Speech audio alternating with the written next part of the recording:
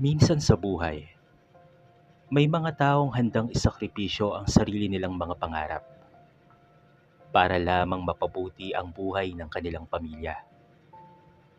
Tulad ni Florence, isang simpleng mekaniko na maagang huminto sa pag-aaral upang mapagtapos ang kanyang mga kapatid.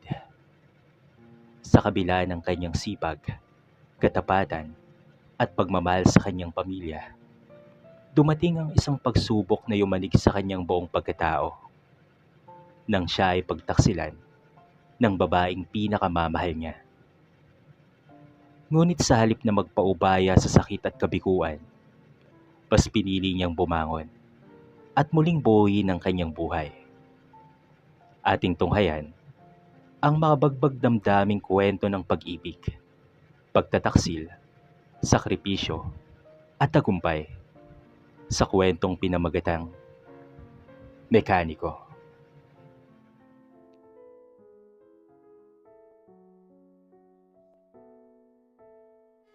May mga taong ipinanganak na tila mas mabigat pa ang pasan kesa sa iba. Habang ang karamihan sa mga kabataan ay nangangarap na makapagtapos ng pag-aaral at magkaroon ng magandang kinabukasan, may isang binata na maagang isinuko ang sarili niyang pangarap para sa kanyang pamilya. Ang pangalan niya ay Florence. Lumaki siya sa isang maliit na baryo kasama ang kanyang inang si Nanay Enang at tatlo niyang nakababatang kapatid. Bata pa lamang si Florence nang pumanaw ang kanyang ama dahil sa sakit. Mula noon, si Nanay Enang na lamang ang tumayong haligi ng kanilang tahanan. Subalit habang lumalaki ang mga gastusin, unti-unti ring bumibigat ang kanilang buhay. Dumating ang panahon na hindi na sapat ang kinikita ng kanyang ina bilang labandera. Isang gabi, habang nagkakainan sila ng simpleng tuyo at kanin, napansin ni Florence ang pag-aalala sa mukha ng kanyang ina. Anak, pasensya na kung minsan hindi ko na kayo mabigyan ng masarap na pagkain, ha? Malungkot na sabi ni Nanay Enang. Ngumiti lamang si Florence. Ma, wag po kayong mag-alala. Basta't magkakasama po tayo, sapat na po yun. Ngunit sa loob-loob niya, alam niyang may kailangan siyang gawin.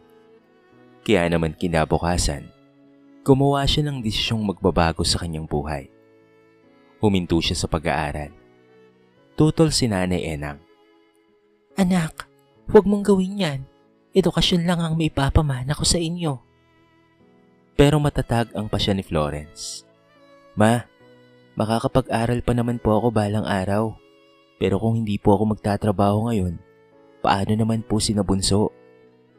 At mula noon, nagsimula ang kanyang buhay bilang katulong sa isang talyer. Sa mura niyang edad, natuto siyang magkumpuni ng motorsiklo, sasakyan at iba't ibang makina. Araw-araw siyang naliligo sa pawis. Laging puno ng grasa ang kanyang mga kamay. Madalas ay may sugat pa siya sa daliri dahil sa kakahawak ng mabibigat na kagamitan. Ngunit hindi siya nagreklamo. Sa bawat perang kinikita niya, una niyang iniisip ang matrikula ng kanyang mga kapatid. Hanggang sa lumipas ang mga taon. Unti-unting nakatapos ng kolehiyo ang kanyang mga kapatid. Ang isa ay naging guro, ang isa naman ay naging nurse, at ang bunso ay magiging accountant na. Habang ang lahat ay umangat sa buhay, nanatili si Florence sa talyer. Hindi dahil wala siyang pangarap, kung hindi dahil pinili niyang unahin ng iba bago ang kanyang sarili. At sa wakas, dumating rin ang araw na matagal na niyang hinihintay, ang graduation ng bunso. Habang pinapanood niya ang kapatid na tumatanggap ng diploma, hindi niya napigilang mapaluha. Hindi dahil sa inggit, kung hindi dahil sa sobrang tuwa. Pakiramdam niya, parang diploma na rin niya yon. Pagkatapos ng seremonya, maigpit siyang niyakap ng kanyang mga kapatid. Kuya, ikaw ang dahilan kung bakit kami nakapagtapos. Ngumiti lamang siya. Sa unang pagkakataon matapos ang napakaraming taon, pakiramdam niya ay maaari na rin niyang isipin ang kanyang sariling kaligayahan. At tila nakinig ang tadhana. Dahil ilang buwan matapos noon, may isang babaeng dumating sa kanyang buhay. Isang babaeng magpapakilig sa kanyang puso. Isang babaeng magbibigay sa kanya ng bagong dahilan upang mangarap. Ang pangalan nito ay Lorraine. Hindi alam ni Florence na ang pagdating ng babaeng ito ang magsisimula rin ng pinakamalaking pagsubok na haharapin niya sa kanyang buhay. Matapos nga ang maraming taong pagod, sakripisyo at pagtitiis, sa wakas dumating ang panahon na unti-unti ring sumaya ang puso ni Florence. Nakilala niya si Lorraine sa isang maliit na karinderya, malapit sa talyer kung saan siya nagtatrabaho. Simple lamang ang unang pagkikita nila. Habang kumakain si Florence ng tanghalian, aksidenteng natapon ng isang dalagang nagmamadali ang dala nitong tubig sa kanyang mesa. Ay, pasensya na po. Gulat na sabi ng babae. Ngunit ngumiti lamang si Florence. Okay lang po, tubig lang naman po ito. Doon nagsimula ang lahat. Mula sa simpleng pagbati ay naging madalas na usapan. Hanggang sa hindi nila namamalayang hinahanap-hanap na nila ang isa't isa. Si Lorraine ay magandang babae, masipag at punong-puno ng pangarap. Nagtatrabaho siya bilang office staff sa isang pribadong kumpanya sa bayan. Madalas siyang humahanga sa kasipagan ni Florence. Alam mo, kakaiba ka. Minsang sabi ni Lorraine. Bakit naman? Dahil karamihan sa mga lalaki ngayon, sarili mo nang iniisip. Pero ikaw, inuna mo ang pamilya mo. Napangiti lamang si Florence. Hindi siya sanay na tumanggap ng papuri. Lumipas ang mga buwan at tuluyan silang naging magkasintahan. Sa unang pagkakataon sa buhay niya, nakaramdam si Florence na meron ding taong handang samahan siya sa kanyang mga pangarap. Pareho silang nangangarap na magkaroon ng sariling bahay, sariling negosyo at masayang pamilya. Kahit hindi mayaman si Florence, hindi yun naging hadlang kay Lorraine noon. Masaya sila sa simple nilang buhay.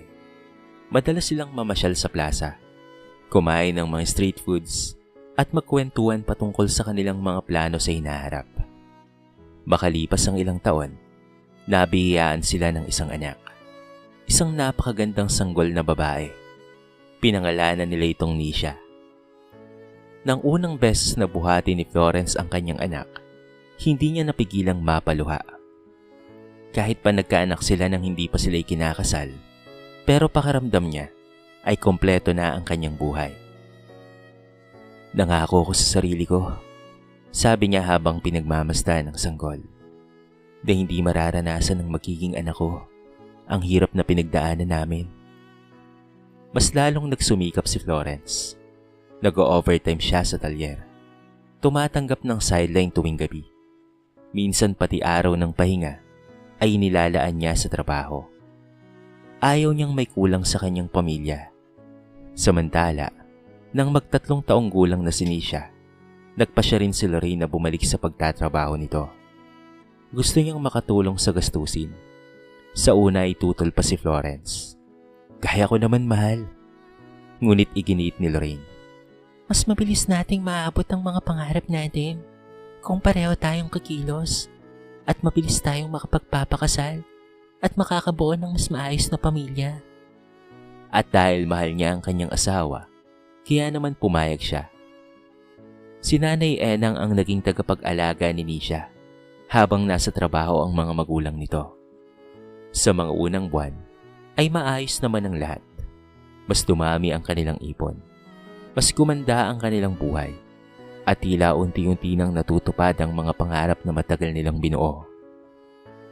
Ngunit habang lumalaki ang kita ni Lorraine sa kumpanya, unti-unti ring nagbabago ang kanyang mundo. Nagsimula siyang umuwi ng mas gabi. Madalas ay may overtime, may seminars, at may mga meetings. May mga lakad sa iba't ibang syudad. Noong una hindi naman ito pinapansin ni Florence. Nagtitiwala siya sa kanyang asawa ng buong puso. Kapag tinatanong niya si Lorraine, iisa lamang ang sagot nito. Para ito sa pamilya natin. At dahil mahal na mahal niya ang babae, naniwala siya. Hindi niya alam na habang abala siyang binubuo ang kinabukasan para sa kanyang pamilya, may ibang lalaki na palang unti-unting pumapasok sa puso ng babaeng pinakamamahal niya. Isang lalaking mayaman, may pinag-aralan, makapangyarihan, at siyang magiging dahilan ng pinakamalaking unos sa buhay nilang mag-anak. Ang pangalan nito ay si Boss Martin. May kasabihan na ang pagtataksil ay hindi dumarating ng biglaan. Madalas, nagsisimula ito sa maliliit na pagbabagong halos hindi mapansin. At yun mismo ang nangyari sa buhay nila Florence at Lorraine. Sa loob ng maraming taon, naging sentro ng mundo ni Florence ang kanyang pamilya. Lahat ng kanyang pagod ay para kay Lorraine at sa kanilang anak na si Nisha. Kaya naman hindi niya kaagad napansin ang mga pagbabagong unti-unting nangyayari. Dati-rati, sabik na umuwi si Lorraine pagkatapos ng trabaho nito. Ngayon, ay madalas na itong gabihin. Minsan 10:00 ng gabi, minsan naman halos hating gabi na. Kapag nagtatanong si Florence, palagi itong may paliwanag. May emergency meeting kasi. May bago kaming project. Pinapunta kami sa kabilang branch. At dahil likas na mapagtiwala si Florence, pinipili niyang maniwala. Isang gabi, habang naghahapunan sila, napansin ni Nanay Enang ang pag-aalala sa mukha ng kanyang anak. Anak, napapadalas ata ang pag-uwi ng gabi ni Lorraine. Napabuntong hininga si Florence. Busy lang po siguro talaga, Nay. Tahimik namang tumango si Nanay Enang. Ngunit sa puso ng matandang babae, may kakaiba na siyang kutob. Samantala, lalo namang naging malapit si Lorraine sa kanyang manager na si Boss Martin. Si Martin ay matalino, mayaman, may sariling sasakyan, at merong malaking bahay. Kilala rin ito sa kumpanya bilang matagumpay na tao. Unti-unti niyang nahikayat si Lorraine sa marangyang buhay na hindi nito nararanasan noon. Mga mamahaling restaurant, mga mamahaling regalo, mga biyaya sa iba't ibang lugar. Sa una, pilit na nilalabanan ni Lorraine ang kanyang konsensya. Mahal niya si Florence. Alam niyang mabuting lalaki ang kanyang kinakasama. Ngunit habang tumatagal, lalo siyang naaakit sa buhay na ipinapakita ni Martin. Buhay na puno ng karangyaan. Buhay na matagal na niyang pinapangarap. Habang si Florence naman ay patuloy na nakikipagbuno sa init ng talyer. Araw-araw siyang nababalutan ng grasa, pawis at alikabok. Hindi niya alam na habang siya ay nagsusumika para sa pamilya, may ibang lalaki namang nakikinabang sa oras at atensyon ng babaeng kanyang minamahal. Pagkatapos ng ilang buwan, nagsimulang makarating kay Florence ang mga bulong-bulungan. Isang kaibigan niya ang lumapit minsan sa talyer. Pare, may tatanong sana ako sa'yo. Ano yun, pre? Bakit parang ang seryoso mo naman ata? Nag-aalinlangan pa nga ang lalaki bago nagsalita. Sigurado ka bang trabaho lang talagang pinagkakaabala ni Lorraine? Biglang kumunot ang noon ni Florence. Bakit mo naman natanong yan? Napayuko ang kanyang kaibigan. May ilang beses kasi na nakita siya ng mga kakilala natin, kasama ang manager niya. Agad siyang natahimik, parang may kung anong bumagsak sa kanyang dibdib. Ngunit agad niya itong tinanggi sa kanyang isip. Hindi gagawin yun ni Lorraine. Saka busy yun sa trabaho niya. Marami kasi silang mga projects at marami silang meetings na ginagawa sa kumpanya. Huwag kang mag-alala pare, hindi magagawa sa akin ni Lorraine na lokohin ako. Paulit-ulit niya ring sinasabi yon sa kanyang sarili. Ngunit habang lumilipas ang mga araw, mas dumarami ang mga taong nagsasabi ng parehong bagay. May nakakita raw sa mall, may nakakita sa isang restaurant, may nakakita sa isang hotel lobby. Lahat ay iisang pangalan ang binabanggit. Mukhang boss ni Lorraine. Sa kabila ng lahat, pinili pa rin ni Florence na magtiwala. Hanggang sa dumating ang araw na hindi na niya kayang baliwalain ang kanyang nakita. Isang araw, maaga siyang natapos sa trabaho. Habang naglalakad sa bayan, napatingin siya sa isang mamahaling cafe. At doon, nakita niya ang babaeng pinakamamahal niya. Nasa loob ito ng coffee shop. kaharap ang ibang lalaki. Masaya, nakangiti, at tila walang anumang problema.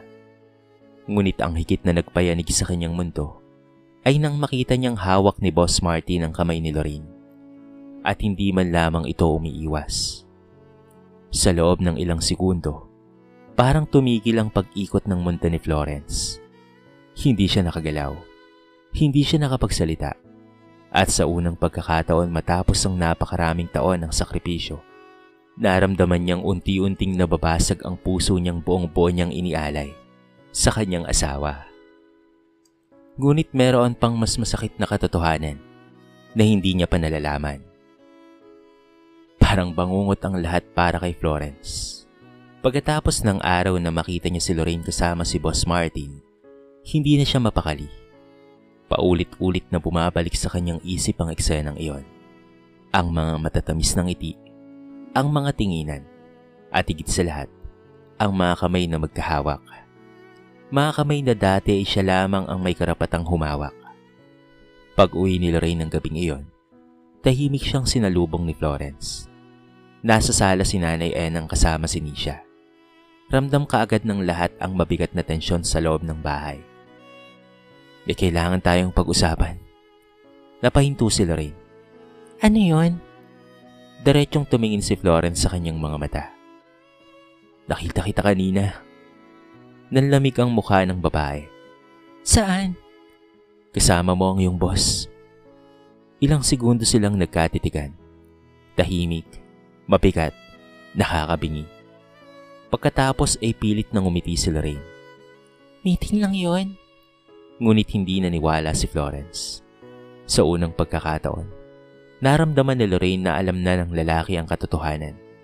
At doon nagsimula ang sunod-sunod na pagtatalo. Una ay puro pagtanggi, pagdadahilan, at pagsisinungaling. Ngunit habang dumarami ang ebidensyang nalalaman ni Florence mula sa mga kaibigan at mga kakilala, lalong nabubunyag ang katotohanan. Hanggang sa isang gabi, napagod na si Lorraine na magtago at tuluyan niya nang inamin ang lahat. Oo, may relasyon kami ni Boss Martin. Parang sinaksak ang puso ni Florence sa kanyang narinig. Hindi siya kaagad nakapagsalita. Hindi siya nakagalaw. Hindi siya makahinga. Sa loob ng maraming taon, ibinigay niya ang lahat-lahat. Katapatan, pagmamahal, at sakripisyo. Ngunit tila hindi pa rin iyon naging sapat. Bakit? Nanginginig niyang tanong. Tahimik lang si Lorraine. Hanggang sa tuluyan na nitong sinabi ang mga salitang hindi kailanman malilimutan ni Florence. Pagod na ako sa ganitong buhay. Parang huminto ang oras. Gusto ko ng mas magandang buhay. Lorraine. Hindi habang buhay. Mekaniko lang ang gusto kong maging katuwang. Parang martilyong paulit-ulit na tumatama sa puso ni Florence ang bawat salitang iyon. Mekaniko lang. Yun pala ang tingin ng babaeng minahal niya. Nakalimutan na nito ang lahat ng kanyang isinakripisyo. Nakalimutan na nito kung papaano niyang itinaguyod ang pamilya nila. Nakalimutan na nito kung papaano siya nitong minahal at pati na rin ang kanilang anak na si Nasha ng buong puso. Ilang linggo matapos noon, tuluyan na ngang umalis si Lorraine. Iniwan niya si Florence, iniwan na rin niya si Nasha, at sumama siya kay Boss Martin. Naiiwang umiiyak si Nasha sa bisig ni Nanay Enang, habang si Florence naman ay tila nawala ng direksyon sa buhay. Ngunit kahit wasak na siya, hindi niya pinabayaan ang kanyang anak. Sa halip na sumuko, lalo niyang minahal si Nasha. Lalo siyang nagsumikap. Lalo siyang lumaban. Samantala sa kabilang panig naman, akala ni Lorraine ay natagpuan na niya ang buhay na kanyang pinapangarap. Mamahaling damit, mamahaling sasakyan, mga mamahaling lugar. Ngunit hindi niya alam na may lihim palang itinatago itong si Boss Martin. Lihim na hindi kailanman sinabi nito sa kanya. At yun ang magiging simula ng kanyang pagbagsak. Isang gabi, habang ginagamit niya ang laptop ni Martin, may isang mensaheng lumabas sa screen. Mensahe mula sa isang babae, kasama ang larawan ng isang batang lalaki. At ang mas nakakagulat pa, Ang tawag nito kay Martin ay asawa. Nanlaki ang mga mata ni Lorraine. Nanginig ang kanyang mga kamay. At doon niya unti-unting natuklasan ang katotohanang matagal nang itinatago sa kanya ni Martin. May legal pala itong asawa at merong anak. Nakatara lamang ang mga ito sa ibang bansa. At ang mas masakit pa, hindi siya ang babaeng mahal nito. Isa lamang siyang lihim. Isa lamang siyang pagkakamali. Isa lamang siyang kabit. At doon nagsimulang gumuho ang lahat ng pangarap na ipinagpalit niya kapalit ang kanyang pamilya. Ngunit hindi pa yon ang pinakamalaking sorpresa ng tadhana. 10 mahabang taon ang lumipas mula nang iwan ni Lorraine ang kanyang pamilya. Maraming bagay ang nagbago. Maraming pangarap ang nabuo. At maraming luha ang natuyo. Pagkatapos matuklasan ni Lorraine ang katotohanan patungkol kay Boss Martin, tuluyan nang nagbago ang kanyang buhay. Hindi nagtagal ay bumalik sa bansa ang legal na asawa nito, kasama ang kanilang anak. Agad siyang iniwan ni Martin, parang isang lumang gamit lang na walang pakinabang. Wala siyang nagawa, wala siyang karapatan, wala siyang habol. Lahat ng pangarap na kanyang ipinagpalit, kapalit ng kanyang pamilya, ay naglaho na parang bula. Dahil doon ay unti-unti siyang nawalan ng trabaho, nabaon pa siya sa utang, at iniwan rin ng mga taong dati niyang tinatawag na kaibigan. Samantala sa kabilang banda, may ibang laban namang hinaharap si Florence. Matapos siyang iwan ni Lorraine, maraming gabi siyang umiiyak ng palihim. Maraming pagkakataong gusto niya ng sumuko at tapusin ang kanyang buhay. Ngunit tuwing makikita niya si Nasha, muli siyang bumabangon. Muli siyang nagkakaroon ng panibagong pag-asa para sa kanyang anak, para sa kanyang ina, at para sa sarili niyang dangal. Dahil sa sipag at tiyaga, nakapag-ipon si Florence. Mula sa pagiging ordinaryong mekaniko, nakapagbukas siya ng maliit na talyer. Mula sa isang talyer ay naging 2 ito. Pagkatapos ay naging 3, hanggang sa kalaunan ay nagtayo na siya ng sariling auto repair business. Ngunit hindi lamang yon. Dahil sa kanyang magandang reputasyon at katapatan sa trabaho, maraming negosyante ang nagtiwala sa kanya. Unti-unti siyang umasenso. Unti-unti siyang yumaman. Ngunit nanatili siyang mapagpakumbaba. At sa panahon ding iyon, may isang babaeng dumating sa kanyang buhay. Ito ay walang iba kung hindi ang dalagang si Trish. Isang mabait, matalino, at responsableng babae mula sa isang mayamang pamilya. Hindi nito tinignan kung ano ang trabaho ni Florence. Hindi nito hinusgahan ang kanyang nakaraan. Sa halip, minahal siya nito ng buong puso. At higit sa lahat, minahal nito si Nisha na para bang tunay niyang anak. Kalaunan ay nagpakasal sila. At doon nagsimula ang isa na namang masayang yugto ng buhay ni Florence. Samantala, isang hapon, habang naglalakad si Lorraine sa isang malaking mall upang maghanap ng trabaho, may isang pamilyar na mukha ang kanyang nakita. Napahinto siya. Nanlaki ang kanyang mga mata. Hindi siya makapaniwala. Si Florence yon, ngunit ibang-iba na. Wala na ang dating kupas na damit. Wala na ang amoy grasa na dati niyang kinaiinisan. Nakaayos na ito. Mukhang mabango at may kumpiyansa sa sarili. Halatang matagumpay na ito sa buhay. Kasama pa nito ang isang eleganteng babae at isang magandang dalagita na halos dalaga na, si Nisha. Hindi napigilan ni Lorraine ang mapaluha. Sa unang pagkakataon, naramdaman niya ang buong bigat ng kanyang pagkakamali. Agad niya silang nilapitan. Florence? Napahinto ang lalaki. Nagkatinginan sila. Pagkatapos ng 10 taon, sa wakas ay muli silang nagkaharap. At doon dumating ang pinakamalaking plot twist na hindi inaasahan ni Lorraine. Ngumiti si Nisha, ngunit hindi bilang anak na sabik makita ang kanyang ina, kung hindi bilang isang taong matagal nang nakausad. Dati po hinahanap kita, Mama. Mahinang sabi ni Nisha. Pero si Mami Trish po ang nagpalaki sa akin. Parang piniga ang puso ni Lorraine at lalo siyang nasaktan nang marinig ang mga sumunod. Mahal ko po kayo bilang nanay ko. Pero si Mami Trish po, ang itinuring kong tunay na ina. Tuluyang bumagsak ang luha ni Lorraine. Ngayon niya naunawaan. Hindi pera ang nawala sa kanya. Hindi kaginhawaan. Hindi marangyang buhay. Kung hindi isang buong pamilya na minsang nagmahal sa kanya ng totoo. At habang nakatingin siya kina Florence, Trish at Nisha, nakita niya ang buhay na maaari sanang naging kanya. Ngunit pinili niyang ipagpalit sa isang ilusyon. Ngumiti si Florence, hindi dahil may galit pa siya, kung hindi dahil matagal na siyang nakapagpatawad. Salamat, Lorena. Nagulat ang babae. Dahil nang umalis ka, napilitan akong hanapin ang halaga ko bilang tao. Natagpuan ko ito. At salamat dahil kung hindi dahil sa ginawa mo, hindi ko makikilala ang asawa kong si Trish. Sa mga salitang iyon, tuluyan nang natapos ang kanilang kwento. Isang kwento ng pag-ibig, pagtataksil, pagbangon, at tagumpay. Dahil minsan sa buhay, hindi ang iniwan ang tunay na panalo, kung hindi ang taong piniling bumangon matapos iwanan.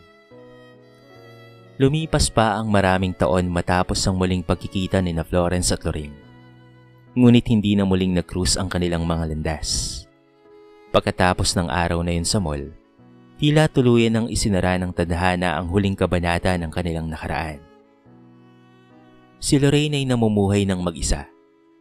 Habang naglalakad siya pauwi, paulit-ulit na bumabalik sa kanyang isip ang mga salitang narinig niya mula kay Nisha at Florence. Hindi siya galit sa kanila. Hindi rin siya nagtanim ng sama ng loob.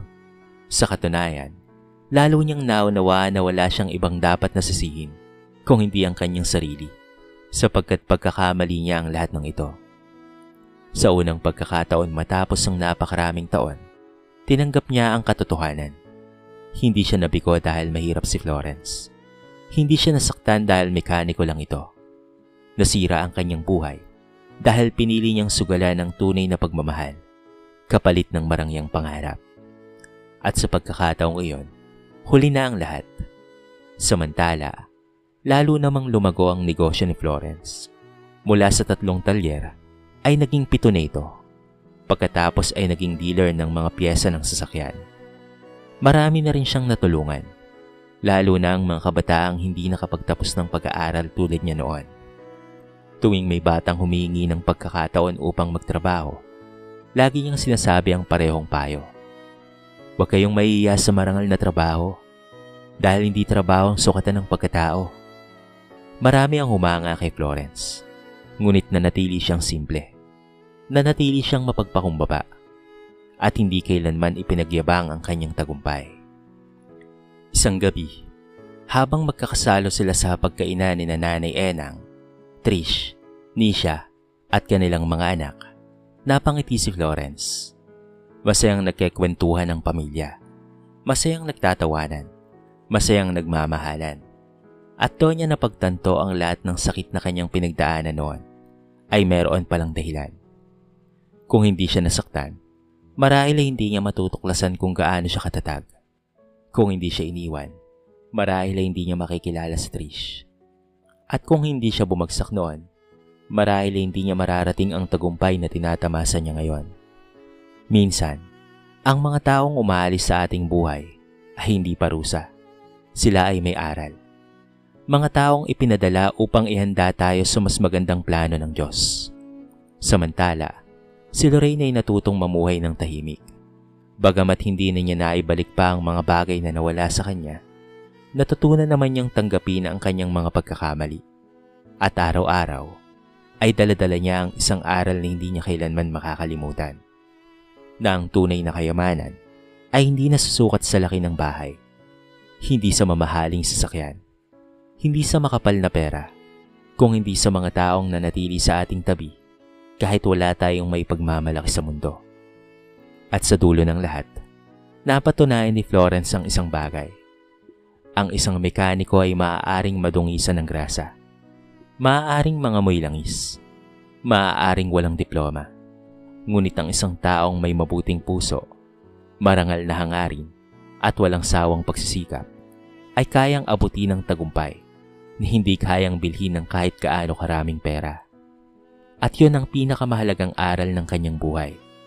Huwag maliitin ang taong nagsisimula sa ibaba. Dahil balang araw, siya rin ang maaaring matagpuan sa tuktok.